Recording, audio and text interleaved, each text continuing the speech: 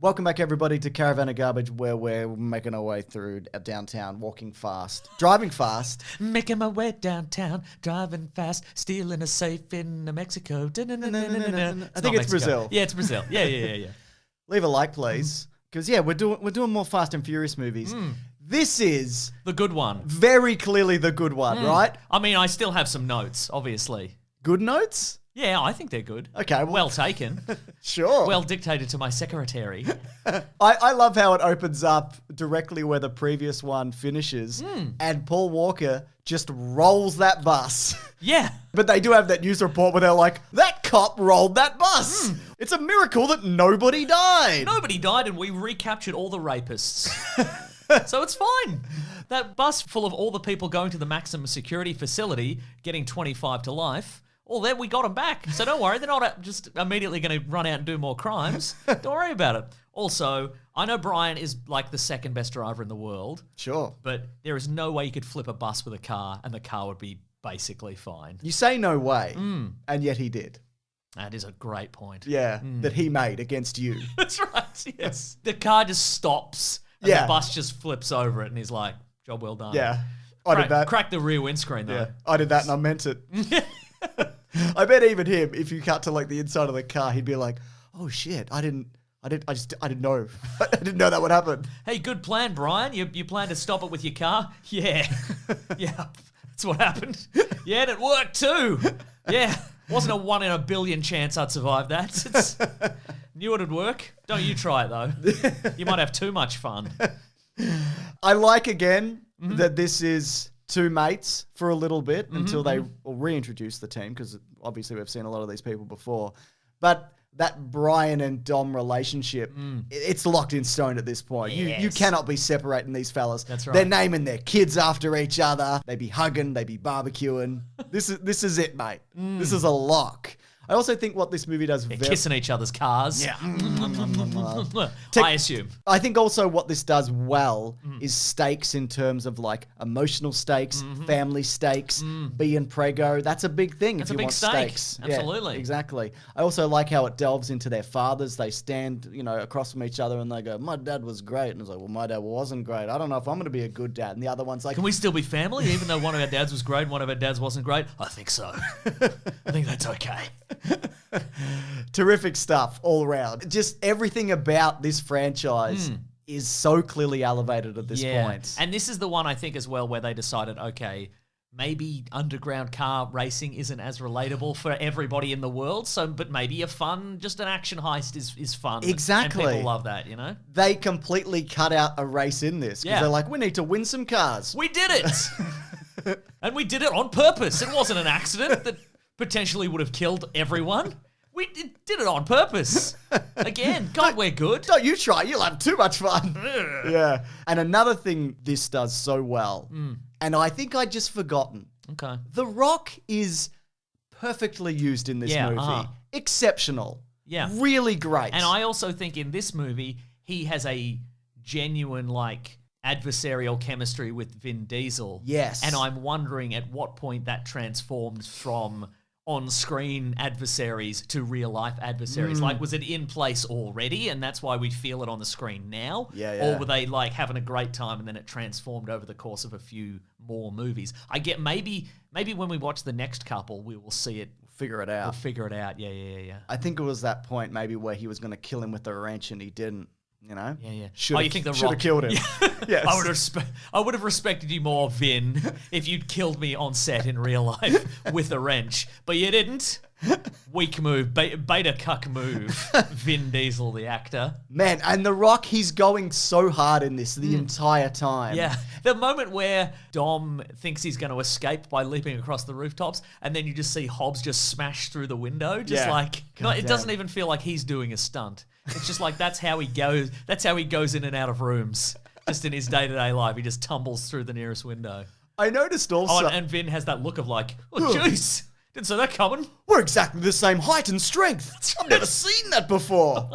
He's so sweaty also. I don't know if you noticed, but often after an action scene, or not even, he's pouring with sweat. And I feel like he's not in later movies, right? Yeah. I don't know whether he gets his cardio up or whatever's happening there. He's still quite oily in subsequent Sure, movies. I think. yeah. But the sweat, you're right, is not as prevalent, I think. Yeah. Should we talk about the heist? What do you want to talk about? Oh, before we get to that, just the face-off energy and chemistry between those two. This is Brazil. Oh, yeah. I mean, that's exceptional. Yeah. And that fight between him and The Rock, it doesn't feel like they feel now in these franchises where they get, two big action stars going against each other and they have to get the same number of punches and whatever. Because somebody wins definitively at the end. And we just don't get that. The viewers, the audience. That's right, because we're having a good old time. Yeah, but the heist element of this. Well, look, if I had one criticism of this movie, it's at the initial heist. Yeah. The initial thing that gets them all into a spot of bother. That classic Fast and Furious family spot of bother. Sure. Is that Brian and Mia and Dom agree to work with this unknown element, and they're going to steal some cars off a train. Simple job. Sell the cars, get out of there. And then Dom hears one of the guys, one of the new guys in Spanish say, "We actually want that car the most." And he's like, "Well, we better steal that car then." Yeah. Why? Like, we as the audience know it's because the cars are going to the big bad guy. Sure, but they don't know. They're there to make some money. Yeah. But Dom has to be like, "No, actually, let's steal this car let's steal this car and get a bunch of DEA agents killed." And then have the blame laid on us, and then the cops are after us, and also the bad guys are after us. Yeah. Just give them the cars. Just let them have the cars. Why do you want the car so much? He's a troublemaker. He's a bad boy, That's Mason. true, he is. Can't really argue with that element. Is it because that was the coolest car? I think kind of maybe it probably was, yeah. Well, you can't have the coolest car. Yeah. You clearly want it because you want to go to one of those street races and stand around and all the girls are going to dance with their bums out. They're bum dances. And I want that. I want more of that, actually. Yeah, absolutely. So I'm going to take it. Just let them have it. Look, we know as the audience that probably what would happen is if they presented him with the bad guy with the cars, he would have killed them all or whatever. Yeah. But they don't know that. They don't know that. Yeah. Anyway, other than that. Yeah, other than that, whatever. I think the action in this also, it does that perfect tightrope of it's believable-ish.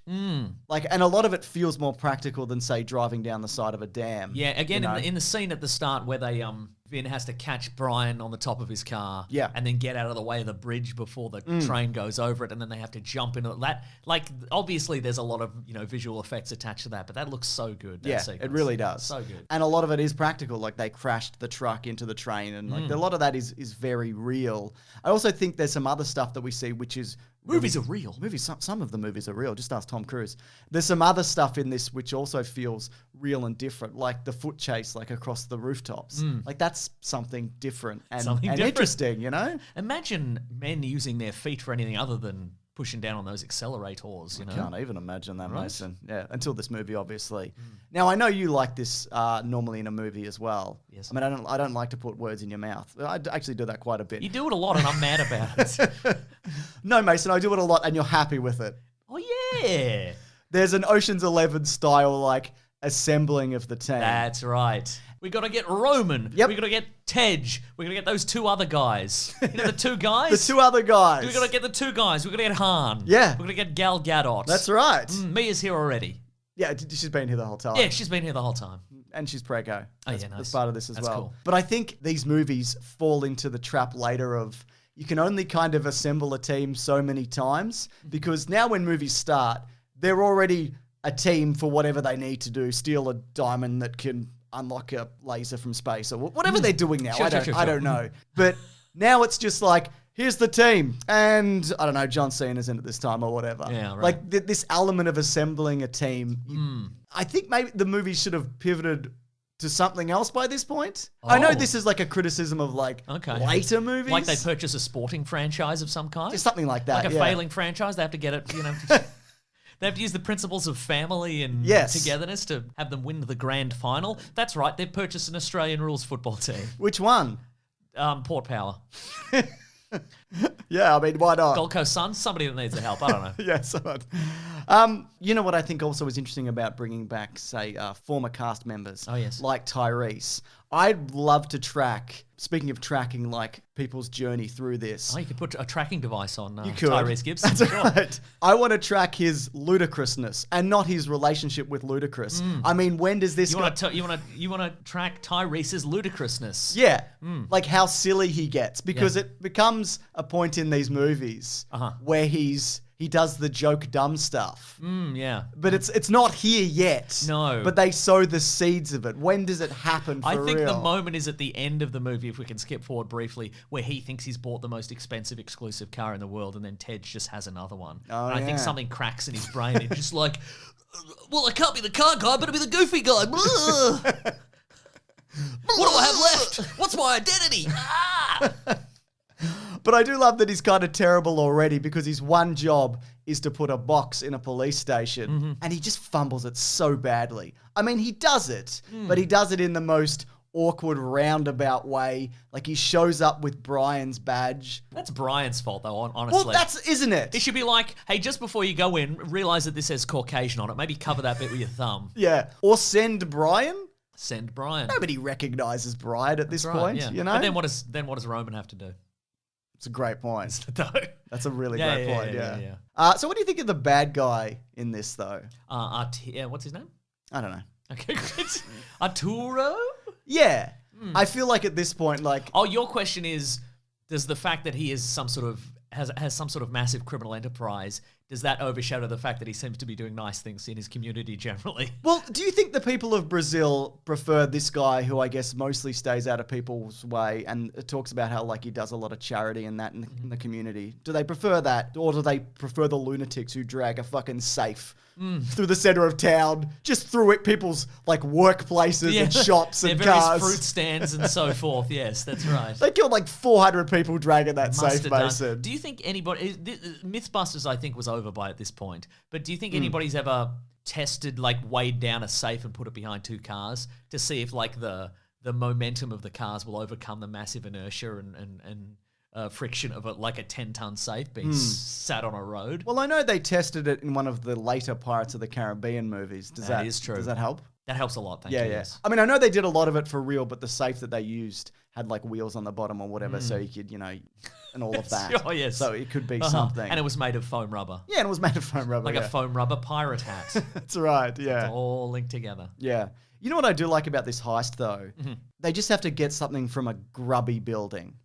Whereas now it's like Lasers it's a and- laser nuclear nanomite facility where yeah, you got to drop a drone through a skylight. It's in the middle of the Arctic. Yeah, and, exactly. Yeah, it's more interesting just having a real place. Agreed. Yeah. A real place that is absolutely swimming in poo. If I could just... Are you talking about the bit where that guy gets toilet water blasted up his ass? Yes, I do. And if I may, I'd just like to just a brief segue into guys in this movie who might potentially be out for revenge in a sequel, or might be on the team next time. Ooh. And there's two, I think. If you can think of any other examples, that would be great. I But it's- choose Jason Momoa, who retroactively is in this movie. That's but- good. but That's, do you have that's some other good. examples? But otherwise, that it would be the cop on the police station toilet that exploded. Yep. He'll be back, right? Yep. Either he'll be like, "You ruined my life," or he'll be like, "I respect that all that toilet water went up my bum, and I'm on the team." What do you need? I've got some toilet water up there if you need to distract any guards or have them slip over or anything. That really cleared me out, That's actually. right. It gave me a real sense of clarity, and I think that's beautiful. And also the train employee whose access card Brian and Mia steal, who definitely got fired. Yeah. I mean, I think there was a lot of chaos in the end, and they were just like, we don't know. We don't know how they got in or what happened. That guy doesn't have the access card. He must have killed those DEA agents. Get him. Throw him off the train. I do like how the heist just ends up being a smash and grab, though. Just run in, grab the thing, run out. Do you think that was always in the script, or do you think that the script writers were like, okay, and then they get they have to build this course and they have to run these cars through it, and somebody went, there's no way that would actually work. Yeah. They just had to go, yeah. Yeah, we'll just run in and grab it, I reckon. It does that thing that the Italian Job remake did. You know, they have to practice running a course and whatever. We've talked about that movie if anybody's interested. But that safe drag, just to get back to that, my God, like what a good idea and what a beautifully executed sequence. Just incredible. I agree. Just the carnage, the destruction, the timing of it. You do kind of feel the weight of the safe. You know, it doesn't feel like a CGI 3D object. Yeah, which obviously it is for a lot of it, but it's great. And it's because they had the time, presumably, to put it together and make it look real. Exactly. Or they at least acknowledge the intelligence of the audience and went, if it looks fake, people will know it feels fake. You know what I mean? Absolutely. They'll spot it. I even love the old switcheroo that they do in the middle. Well, of course, I love the thing that they do in the movie, which means that they win at the thing. Yeah. That's great. But also, I'd completely forgotten that The Rock just straight up, just point blank executes the bad guy. Right. Which really, like, Jason Momoa should be going after him, if anything. But then he'd have to go into the Hobbs and Shaw parallel universe.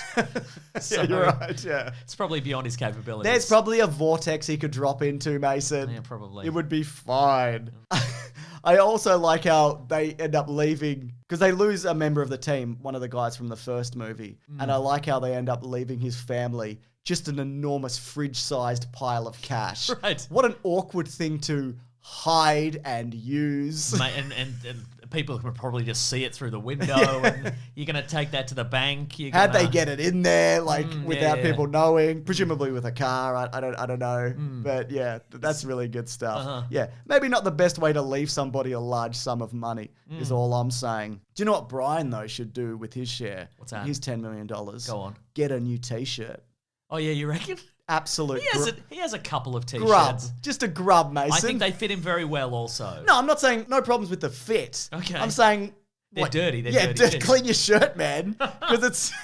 There's a point in this movie where he puts on a T-shirt and he doesn't take it off. And it's very noticeable.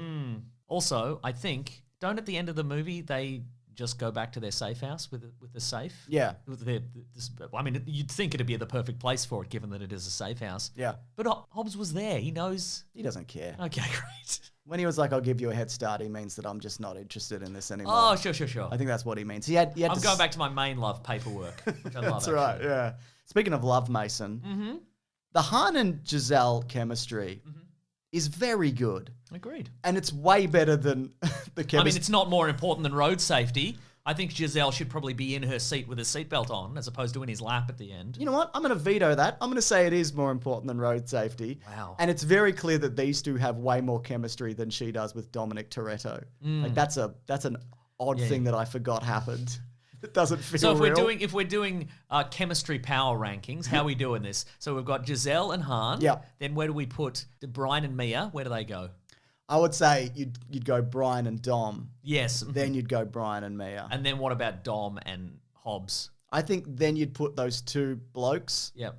You know, those two odd blokes, and we're just always doing a fun thing. Oh, yeah, those guys. Love those guys. Yeah. And then Dom and The Rock. Yeah. That's adversarial. So does that go higher?